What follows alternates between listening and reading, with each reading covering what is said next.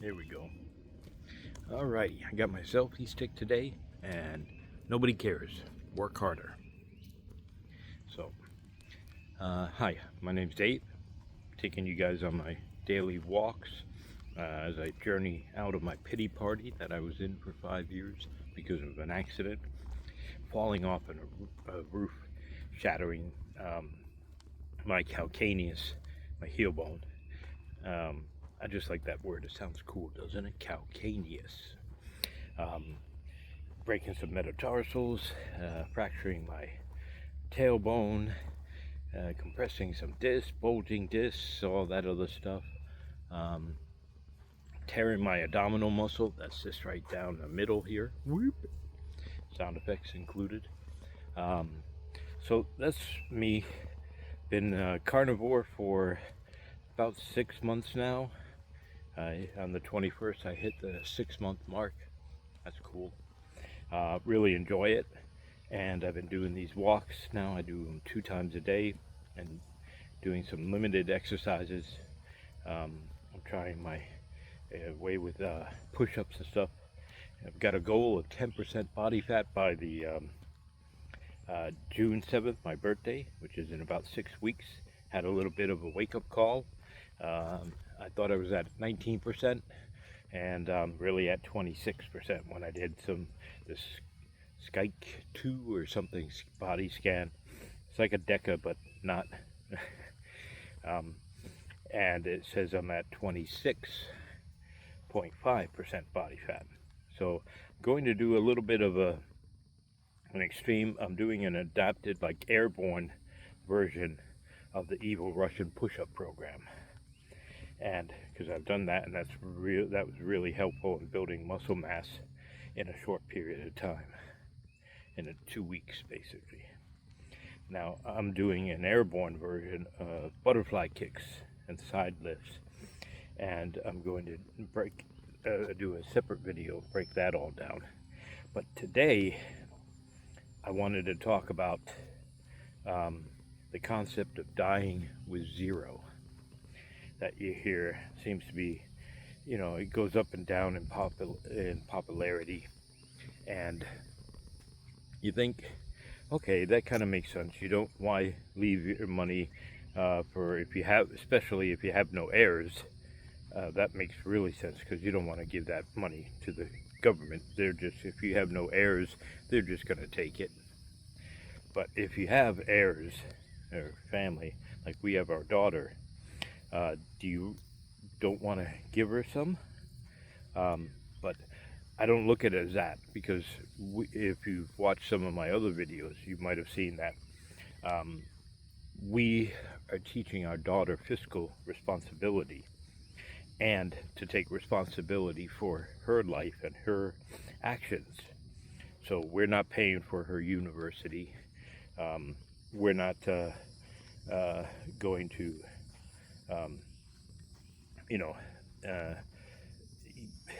basically, we're not going to rather teach her to take responsibility for her actions than just keep spoon feeding her and creating an entitlement sense of attitude that you see a lot today in this world, where kids tell their parents they want Gucci shoes, $500 shoes or $1,000 shoes, and they want the newest and latest iPhone or whatever, and the parents are busting their butts to be able to afford all this.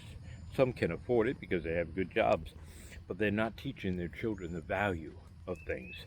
So they break it, and then they're like, oh, I want another one, because they think money grows on trees. This entitlement. That's what I mean. So we're not doing that with our daughter. If she wants something, now as she's getting into her teenage years, and she's getting ready to go to high school next year, that she's going to have to work for it. She's going to have to figure out a way to either get a basic job, minimum wage type job, and then see how she likes that, how much money she can make from that, and the taxes and everything, because we talked to her about the taxes and how everything comes out of the paycheck. and then so that she can learn the value of herself also, not just like how she's valuable in creating and building a family structure, um, and building you know, the teamwork in a family, um, but also in the career she takes, um, so that she'll learn, like, okay, minimum wage jobs might not be the best for allowing her to achieve her goals in life. And then, but it's a stepping stone, a learning curve that it should be. And this isn't to downgrade any of uh, those who are stuck in minimum wages. Again, if you're stuck in minimum wages, or if you're stuck as a wage slave, you have the power to flip that switch. Don't let the company control that. Increase your skill sets. All right. So some of the things, going back to, this, as far as dying with nothing, I can understand it. But what we're trying to do is to create a legacy so that we're all going to die. Let's face it. And our daughter doesn't want to hear it, and she doesn't want to think about it, and that's normal. I don't even want to. I'm scared the crap out of me when I found out I had plaque in my arteries, because that's what happened with my mom. That's how she died. Her arteries ruptured and she bled out. Sorry about that. And so, yeah, that's scary. But that doesn't mean we can't plan. Now, I still plan on increasing my health. I'm doing things good for it. I'm getting healthier and fitter as much as I can with my disabilities. But now, as creating a legacy, I'm looking at a way. Now, I don't agree with. Let me give you a book that is kind of a good reference point. It's called Entitlement Abolishment, something like that. Entitlement Abolishment, to abolish something. You know what I mean? It's by a gentleman named Doug Andrew. I don't agree with everything that he does. He comes from the insurance world. I like the insurance aspect of it, but I like different types of insurance. He sells like an index universal life policy is his main focus. I rather look at bolio type or colio, bank-owned life insurance policies, company-owned life insurance policies, and basically cash value whole life policies that are building up, that are structured correctly, and he does that as well. So what I want to do is create a legacy fund or trust fund without creating that trust fund brat mentality. And now, when I say trust fund, people are thinking millions of dollars. No, it's not going to be millions. But by using these insurance policies that we have, we're going to have it, instead of paying out to her, we're paying it out to a trust fund. And I thought trust funds were super expensive and very hard to set up. They're not. There's several books on how to set up trust funds and why you should set up trust funds. I recommend reading those as well. And what we're do is we're set this up so that our life insurance policies will be paid into these trust funds. And now, as part of the requirements of the trust fund, it's going to require that our children do the same thing, but they're going to be starting earlier, where we will only have like a couple $100,000, which is a lot of money, started off by our daughter having to do the same thing uh, to have her um, insurance policies, and then hopefully, well, her husband and then her children, our grandchildren, were also started. So now that's when it plans on uh, really starting to grow into the millions with their policies. And these are cash value policies for the most part that are all going into the trust, built up in a way that if, like, starting with our daughter, if she ever needs money to help fund a business or to buy a house or something like that, she'll be able to withdraw from the trust fund, or even to learn a career, um, not just to learn, you know, nothing like gender studies. You know, it has to be either like business or some, engineering or something like that. Is something that will have a transferable value. And yes, oh, we should let them make up their mind and do what they find uh, fluffy and puffy. And no, that's not what it's for. It's for to uh, help create fiscal intelligence and literacy and responsibility. It's not just to, oh, I need a loan to get a Lamborghini or a Mercedes or something. No, that's not what it's for. I need um, a loan to buy a house that I can't afford. No, that's not what it's for. It's it's to build to help promote fiscal intelligence and literacy, um, and create a stable life for them, and for them also to remember uh, us, my wife and me. I mean, yes, my daughter will remember me. Uh, Her daughters might remember us, depending on how long we're around when they're born, or her children, her sons or daughters, right? But their children won't know who we are.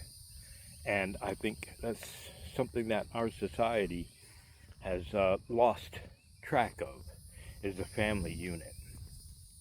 And so that's the other goal of doing this, is to build a stronger family unit so that they can remember. They used to tell stories by the campfire of their parents and their grandparents and their elders before them.